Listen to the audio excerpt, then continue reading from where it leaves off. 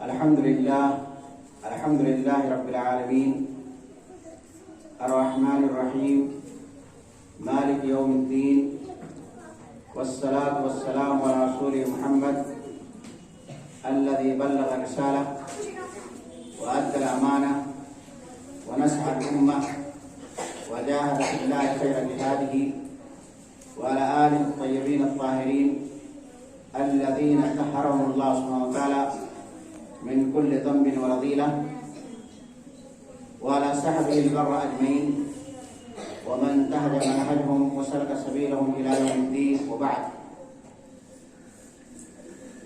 عن عائشة رضي الله تعالى عنها حدثته قالت: لم يكن النبي صلى الله عليه وسلم يصوم شهرا أكثر من شعبان فإنه كان يصوم شعبان كله.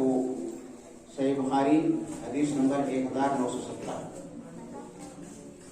دینی ملی بھائیوں، خواتین اسلام، طلباء و طالبات، آج کا میرا موضوع ہے ماہ شعبان کی اہمیت و فضیلت اور اس میں پائے جانے والے کچھ غیر شرعی بدعات اور گمراہیاں.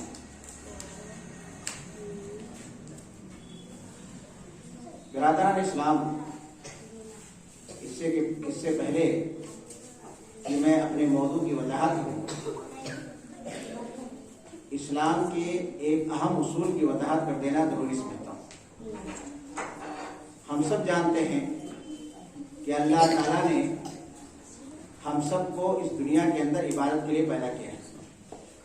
اللہ تعالیٰ کا فرمان ہے: وَمَا خَلَقْتُ الْجِنَّ وَالْإِنسَ إِلَّا لِيَعْبُدُونَ، کہ ہم نے انسانوں اور جناتوں کو اس لیے پیدا کیا ہے تاکہ وہ ہماری عبادت کریں. تو ہماری پیدائش کا مقصد کیا ہے؟ عبادت کرنا. اور ہماری شریعت نے بہت ساری عبادات ہمارے لیے متعین کر دی ہیں، ہر چیز کو بتا دیا، ہر چیز کو واضح کر دیا ہے. تو ہر مسلمان کے اوپر عبادت کرنا فرض ہے، لیکن ہم کو عبادت کس طرح سے کرنی ہے یہ بھی ہماری شریعت نے ہم کو بتا دیا ہے. اس کے اندر نہ کوئی کمی کی ہے اور نہ کوئی زیادتی کی ہے. لہذا علماء اور فقہا کا کہنا ہے کہ عبادات اسلام کے اندر توقیفی ہیں. یہ اسلام کا ایک اہم اصول ہے، ایک اہم ضابطہ ہے کہ جتنے بھی عبادات ہیں وہ سب اللہ اور اس کے رسول کے بتائے ہوئے طریقے پر موقوف ہیں.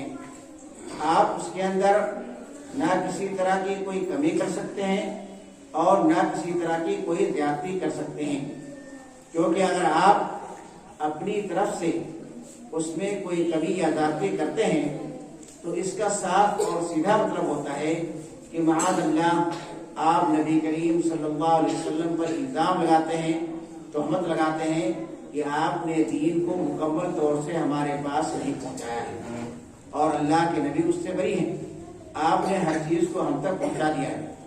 تو ایک اصول کو آپ جان لیجیے، بہت ہی اہم اصول ہے کہ ہم کو عبادت اسی طرح سے کرنی ہے جس طرح سے اللہ اور اس کے رسول نے بتایا ہے.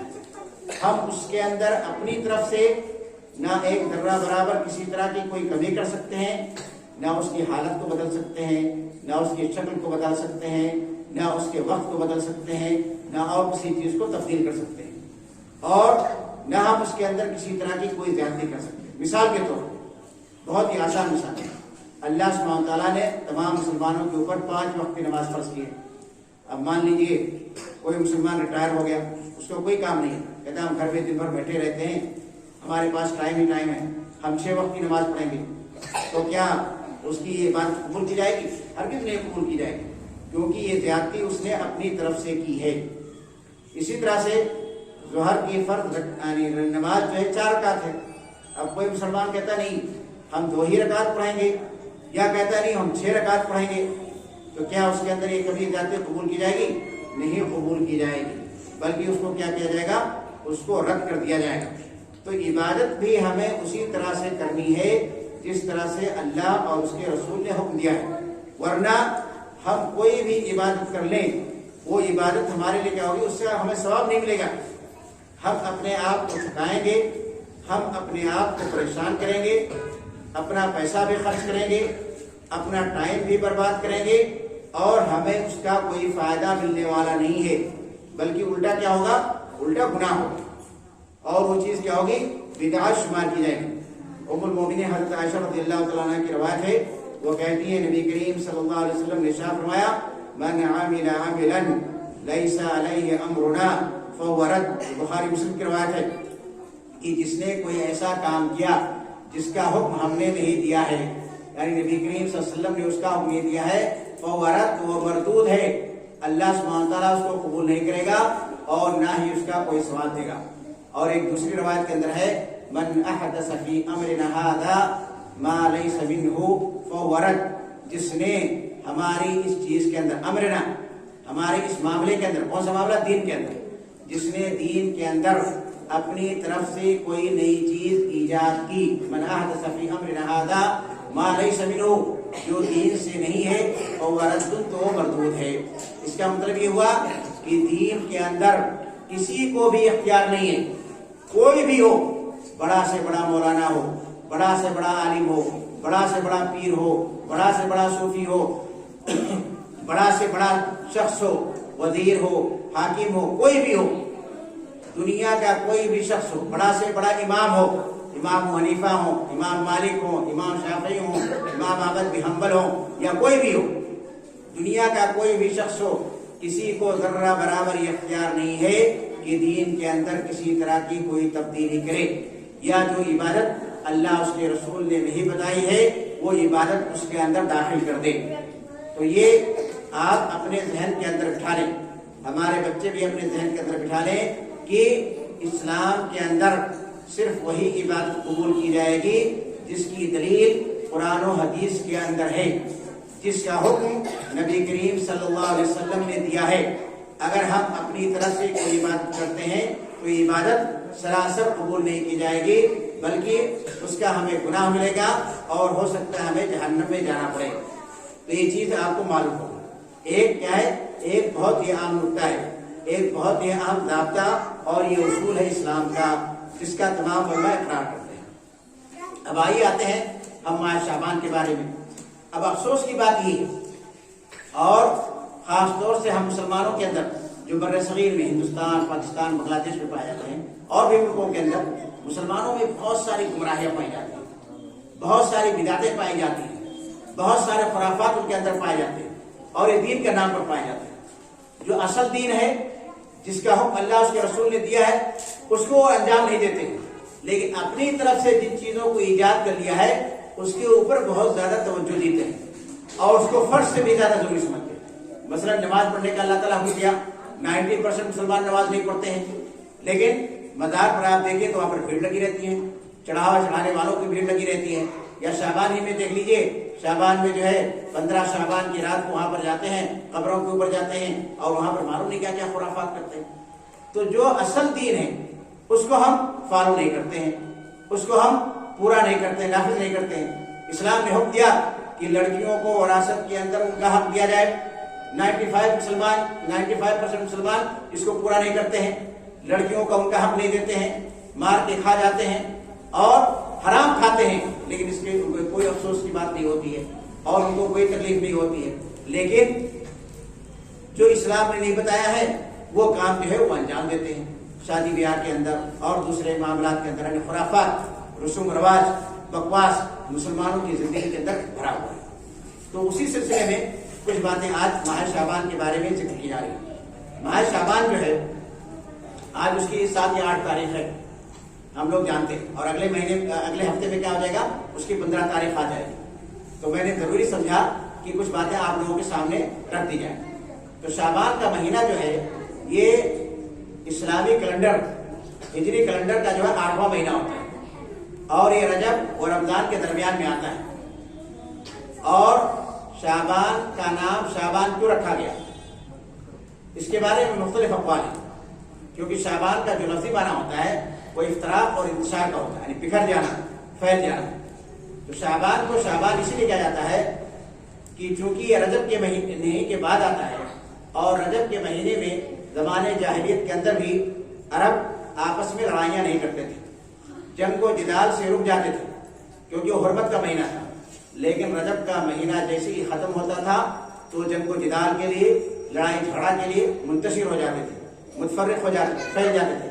اسی لیے اس مہینہ کو شعبان کہا جاتا ہے. اور ایک دوسری وجہ یہ بتائی جاتی ہے کہ اس مہینے کے اندر عرب قبائل جو ہے پانی کی تلاش میں اور اسی طرح سے چراگاہ کی تلاش میں، کیونکہ ہم جانتے ہیں کہ عرب جو ہے زیادہ تر کیا ہے، جزیرہ عرب زیادہ تر صحرا ہے، ریگستان ہے، پانی کی کمی ہے، سرسبز و شاداب نہیں ہے. اس لیے پانی کی تلاش میں اور چراگاہ کی تلاش میں وہ لوگ کیا کرتے تھے، ادھر ادھر پھیل جاتے تھے، متفرق ہو جاتے تھے. اسی لیے اس کو کیا کہا جاتا ہے، شعبان کہا جاتا ہے. اور ایک تیسری وجہ یہ بتائی جاتی ہے کہ اس مہینے کے اندر درختوں کی شاخوں کے اندر شاخیں نکل آتی ہیں، یعنی شاخ در شاخ اس مہینے کے اندر جو ہے درخت کے اندر ہوتا ہے.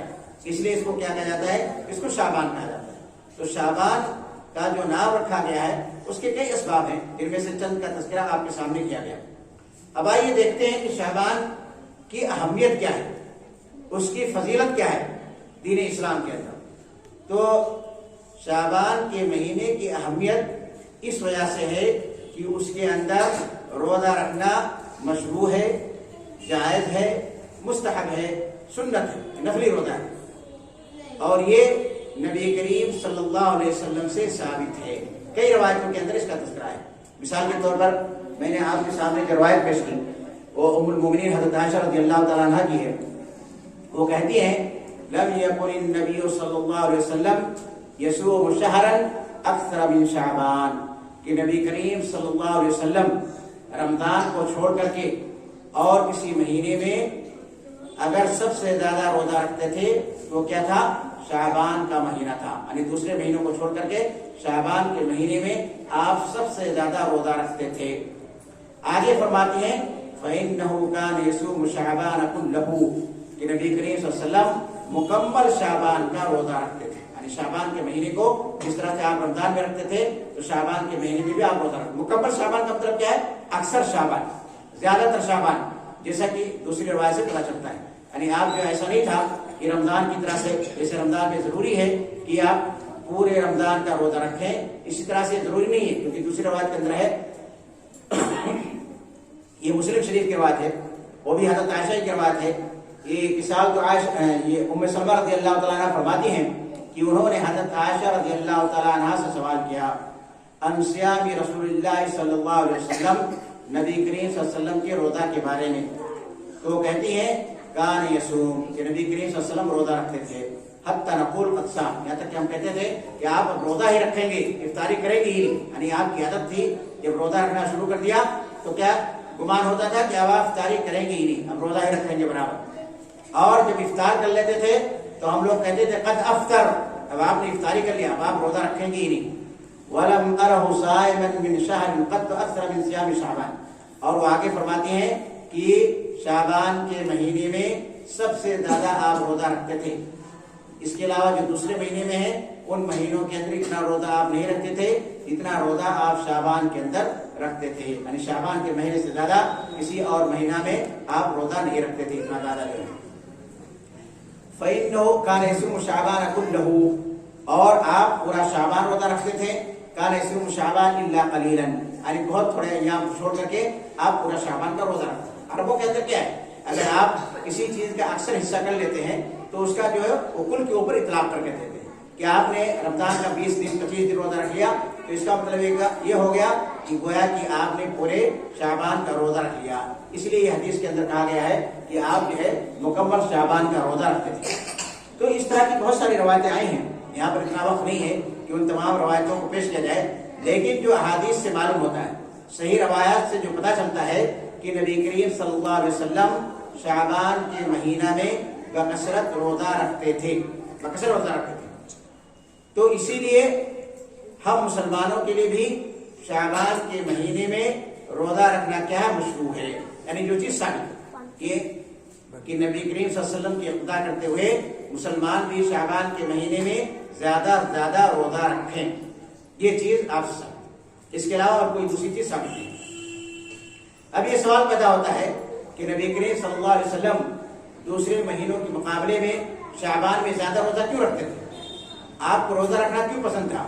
تو اس کی بھی ایک روایت ہے، اس کے اندر جو ہے اس کی وجہ بیان کی گئی ہے۔ اس میں یہ ہے کہ حضرت اسامہ بن زید رضی اللہ تعالیٰ عنہ، جو کہ نبی کریم صلی اللہ علیہ وسلم کے بہت زیادہ محبوب تھے، ان سے مروی ہے کہ انہوں نے نبی کریم صلی اللہ علیہ وسلم سے سوال کیا، یا رسول اللہ لم ارک تصوم شہرا من الشہور ما تصوم من شعبان۔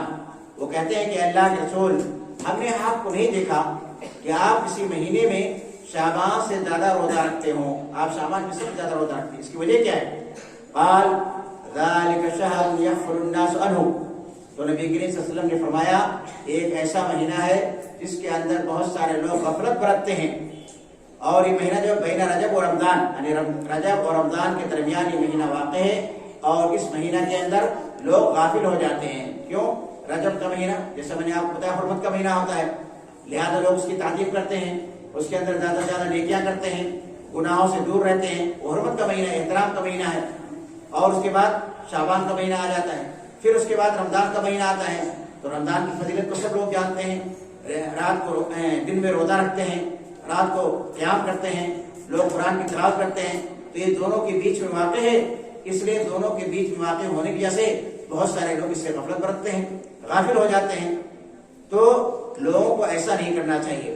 وَهُوَ شَهْرٌ، سے آپ نے آگے فرمایا وَهُوَ شَهْرٌ تُرْفَعُ فِيهِ الْأَعْمَالُ إِلَىٰ رَبِّ الْعَالَمِينَ، ایک ایسا مہینہ ہے جس میں بندوں کے اعمال اللہ سبحانہ وتعالیٰ کے حضور میں پیش کیے جاتے ہیں۔ یعنی شہر شعبان کے اندر، ماہ شعبان کے اندر لوگوں کا اعمال نامہ رپورٹ کارڈ کیا جاتا ہے، اللہ تعالیٰ کے حضور میں پیش کیا جاتا ہے۔ تو آپ نے فرمایا فَأُحِبُّ أَن يُرْفَعَ عَمَلِي وَأَنَا صَائِمٌ، لہذا مجھے یہ پسند ہے کہ میرے اعمال اللہ سبحانہ وتعالیٰ کے حضور میں پیش کیے جائیں اور میں روزہ کی حالت میں ہوں، اور میں روزے دار ہوں۔ یہ صحیح نصیح کی روایت ہے، اور اس روایت کا نمبر ہے 2356۔ تو نبی کریم صلی اللہ علیہ وسلم نے ماہ شعبان میں زیادہ سے زیادہ روزہ رکھنے کی وجہ بھی بتلا دی، اس کے اندر حکمت کیا ہے وہ بھی بتا دیا۔ اس مہینے میں بندوں کے اعمال اللہ سبحانہ وتعالیٰ کے حضور میں پیش کیے جاتے ہیں، لہذا لوگوں کی کوشش ہونی چاہیے کہ جب ان کے اعمال اللہ تعالیٰ کے حضور میں پیش کیے جائیں تو روزہ دار ہوں، تو کیا ہوں؟ وہ روزے سے ہوں۔ یہاں پر یہ سوال پیدا ہوتا ہے کہ شعبان میں یعنی عمل پیش کیا جاتا ہے، اور ایک روایت کے اندر ہے کہ روزانہ بندوں کے اعمال اللہ سبحانہ تعالیٰ کے حضور میں پیش کیے جاتے ہیں، اور ایک دوسری روایت کے اندر ہے کہ ہفتے میں 2 بار سوموار کو اور جمعرات کو اللہ سبحانہ تعالیٰ کے حضور میں اعمال پیش کیے جاتے ہیں۔ تو ان کے اندر علماء نے تطبیق یہ دی ہے، اس کے اندر توفیق علماء کرام نے یہ دی ہے کہ اللہ سبحانہ تعالیٰ کے سامنے یا اللہ تعالیٰ کے حضور میں بندوں کے اعمال پیش کرنے کے 3 طریقے ہیں، یا اس کے 3 قسمیں۔ ایک تو یہ ہے کہ روزانہ ڈیلی بندوں کا رپورٹ کارڈ جو ہے اللہ سبحانہ تعالیٰ کے سامنے فرشتے پیش کرتے ہیں، ڈیلی 2 بار، روزانہ 2 بار فرشتے اللہ سبحانہ تعالیٰ کی خدمت میں تمام بندوں کے اعمال کو پیش کرتے ہیں۔ کوئی ایسی روایت نہیں ہے جس سے کہ یہ معلوم ہو کہ 15 تاریخ کو خاص طور سے روزہ رکھنا چاہیے۔ 15 تاریخ خاص کر کے روزہ رکھنا، اگر کوئی آدمی 13، 14، 15 کو روزہ رکھتا ٹھیک ہے، جس کو ایام 20 کہتے ہیں روزہ رکھ لے، یا اگر سوموار کا دن ہے تو روزہ رکھ لے، یا خمیس کا دن پڑنا ہے 15 تاریخ کو، جمعرات کا دن ہے تو روزہ رکھ لے، یا اور کوئی روزہ اس کے دن میں باقی تو روزہ رکھ سکتا ہے۔ لیکن 15 شعبان کے دن کو روزہ کے ساتھ خاص کرنا اور خصوصی طریقے سے اس دن روزہ رکھنا، یہ نبی کریم صلی اللہ علیہ وسلم سے ثابت نہیں ہے کسی بھی صحیح روایت سے، اور جتنی بھی روایتیں اس سلسلے میں پائی جاتی ہیں وہ سب کے سب کیا ضعیف ہیں یا موضوع ہیں، لہذا ان کے اوپر عمل کرنا کیا ہے صحیح ہے۔ میں یہ بتانا چاہتا ہوں اسی طرح سے 15 شعبان کی رات کو بہت سارے لوگ کیا کرتے ہیں، رات بھر جاگتے ہیں، اور کہاں جاتے ہیں؟ قبروں پر جاتے ہیں، وہاں جا کر کے چراغ جلاتے ہیں، اور بہت سارے لوگ جو پکی قبر ہوتی ہے اس کی مرمت وغیرہ کرتے ہیں، اور بہت سارے لوگ عقیدہ رکھتے ہیں کہ روحیں ہمارے یہاں آتی ہیں، کھانا پکاتے ہیں، حلوہ پکاتے ہیں، اور معلوم نہیں کیا کیا خرافات کرتے ہیں۔ تو یہ سب کے سب کیا ہے؟ خرافات۔ قرآن و حدیث سے یہ بالکل ثابت نہیں ہے، یہ سب کیا بدعت ہے؟ اور نبی کریم صلی اللہ علیہ وسلم نے بدعت کے بارے میں فرمایا ہے کل بدعت ضلالہ وکل ضلالۃ فی النار، کہ ہر بدعت گمراہی ہوتی ہے اور ہر گمراہی یہ جہنم تک لے جانے والی ہوتی ہے۔ تو 15 شعبان کی رات کو جو لوگ رات بھر جاگتے ہیں اور اس کا خصوصی طور پر اہتمام کرتے ہیں، قبروں پر جاتے ہیں، وہاں پر چراغ جلاتے ہیں، یا 15 تاریخ کی رات کو بہت سارے لوگ 1000 رکعت پڑھتے ہیں، بہت سارے لوگ جو ہے 100 رکعت پڑھتے ہیں، بہت سارے لوگ جو ہے 14 یا کچھ لوگ 12 رکعت پڑھتے ہیں، تو اس طرح کی کوئی چیز ثابت نہیں۔ اسی طرح سے بہت سارے لوگ تصور رکھتے ہیں کہ شب برات ہے، آج کے دن اللہ سبحانہ وتعالیٰ بہت سارے لوگوں کو جہنم سے آزاد کرتا ہے، یا اس کا نام جو ہے بعض لوگ رکھتے ہیں کہ یہ رحمت کی رات ہے، بعض لوگ رکھتے ہیں کہ مبارک رات ہے۔ یہ تمام چیزیں غلط ہیں، یہ تمام چیزیں کیا ہیں؟ سراسر غلط ہیں۔ ان کا قرآن و حدیث سے کوئی ثبوت نہیں ہے، کوئی بھی ثبوت نہیں ہے۔ اور بہت سارے لوگ آتش بازی بھی کرتے ہیں اس دن، حالانکہ آتش بازی کرنا کیا؟ اسراف، اور اسراف اسلام کے اندر کیا ہے؟ حرام ہے۔ میں مختصر طور پر سب چیزیں آپ کو بتا رہا ہوں۔ اور اسی طرح سے جو ہے بعض لوگ یہ عقیدہ رکھتے ہیں کہ اس رات کو روحیں گھر پر آتی ہیں۔ عجیب بیوقوفی ہے، یعنی روحیں جو ہے وہ کہاں ہوتی ہیں؟ ہمارے گھر پر آتی ہیں، اور اگر ہم ان کے لیے کھانا نہیں بنائیں گے تو روحیں کیا کرتی ہیں؟ دیواروں کو چاٹتی ہیں۔ عجیب یعنی غلط عقیدہ جو ہے مسلمانوں کے اندر پھیلا ہوا ہے۔ اس لیے کیا بناتے ہیں؟ حلوہ بناتے ہیں، پوڑی بناتے ہیں، پھر فاتحہ خانی کرتے ہیں، اور معلوم نہیں کیا کیا کرتے ہیں۔ تو بہت سارے خرافات جو ہے مسلمان، یعنی 15 شعبان کے دن کو اور 15 شعبان کی رات کو مسلمان بہت سارے خرافات، بہت ساری بدعات، بہت ساری گمراہیاں انجام دیتے ہیں، جن کا قرآن و حدیث سے کوئی ثبوت نہیں ہے، نہیں ہے۔ آپ خود سوچئے کہ اگر یہ چیزیں مشروع ہوتی، اسلام کے اندر جائز ہوتی، تو نبی کریم صلی اللہ علیہ وسلم خود اس کے اوپر عمل کرتے اور اپنے صحابہ کرام کو بھی اس کے عمل کرنے کا حکم دیتے۔ لیکن احادیث کی کتابوں کو اٹھا کر آپ دیکھ لیجئے کہ کیا کسی صحابی سے ثابت ہے کہ اس رات میں جو ہے قبرستان پہ گیا ہو، یا عقیدہ رکھتا ہو کہ روحیں یہاں پر آتی ہیں، یا وہ اس دن کوئی خاص پکوان پکاتا ہو، یا اس دن کوئی خاص روزہ رکھتا ہو؟ اس طرح کی کوئی روایت نہیں ہے۔ صرف ایک روایت کے اندر آتا ہے، وہ بھی ام المؤمنین حضرت عائشہ رضی اللہ تعالیٰ عنہ کی روایت ہے۔ وہ کہتی ہیں کہ ایک رات جو ہے میں نے نبی کریم صلی اللہ علیہ وسلم کو غائب پایا، اچانک اٹھی، ان کی باری تھی تو نبی کریم صلی اللہ علیہ وسلم موجود نہیں تھے۔ پھر کہتی ہیں پھر میں گھر سے نکلی آپ کو تلاش کرنے کے لیے، تو میں نے پایا کہ آپ کہاں پر؟ بقیع کے اندر ہیں۔ بقیع کیا ہے؟ قبرستان، مدینہ قبرستان ہے، آپ وہاں پر گئے ہو۔ تو لوگ اس روایت کو پیش کرتے ہیں۔ تو اس روایت سے کہاں معلوم ہوتا ہے کہ اسی دن کو خاص طور سے کہاں جانا چاہیے؟ قبرستان کو جانا چاہیے۔ قبرستان جانا تو ہر مسلمان کے لیے کیا ہے؟ مسنون ہے، جائز ہے، عورتوں کو چھوڑ کر کے۔ نبی کریم صلی اللہ علیہ وسلم نے روایت کے اندر فرمایا کہ میں نے تم کو قبروں کی زیارت سے روک دیا تھا، لیکن اب تم کیا کرو؟ میں اس کی اجازت دیتا ہوں، تم قبروں کی زیارت کرو۔ الا فزوروہا، اب قبروں کی زیارت کرو۔ کیوں؟ کیونکہ قبروں کی زیارت یا آخرت کا یاد دلاتی ہے۔ لہٰذا ایک مسلمان مرد کے لیے کبھی بھی وہ قبر پر جا سکتا ہے، اس کی زیارت کر سکتا ہے۔ ایک عورت کے لیے قبروں پر جانا جائز نہیں ہے، وہ نہیں جا سکتی۔ اور یہاں پر کیا ہے؟ یہاں پر عورتیں بھی جاتی ہیں، مرد بھی جاتے ہیں، اور ساتھ میں معلوم نہیں وہاں جا کر کے کیا کرتے ہیں؟ فاتحہ خوانی وغیرہ کرتے ہیں۔ تو نبی کریم صلی اللہ علیہ وسلم وہاں پر گئے تھے تو یہ نہیں کہنے گئے تھے کہ تم ہمارے لیے دعا کرو، بلکہ نبی کریم صلی اللہ علیہ وسلم ان کے لیے دعا کرنے گئے تھے، ان کے لیے دعا کرنے گئے تھے۔ تو وہ ہماری دعاؤں کے محتاج ہیں، وہ ہمارے لیے کچھ نہیں کر سکتے ہیں۔ جو مر گئے وہ ہماری دعاؤں کے محتاج ہیں، ہمیں ان کے لیے دعا کرنی چاہیے۔ اور لوگ یہاں پر بھٹا کرتے ہیں، جاتے ہیں ان کے پاس، نہ ہماری بات کو سنتے ہیں، نہ کسی چیز کو سنتے ہیں۔ کوئی بھی ہو، بڑا سے بڑا امام ہو، بڑا سے بڑا پیر ہو، لیکن یہ جہالت، یہ غفلت، یہ گمراہی مسلمانوں کے اندر موجود ہے، اور مسلمان اس کو دھڑلے کے ساتھ انجام دیتے ہیں۔ تو بہت ساری چیزیں ہیں۔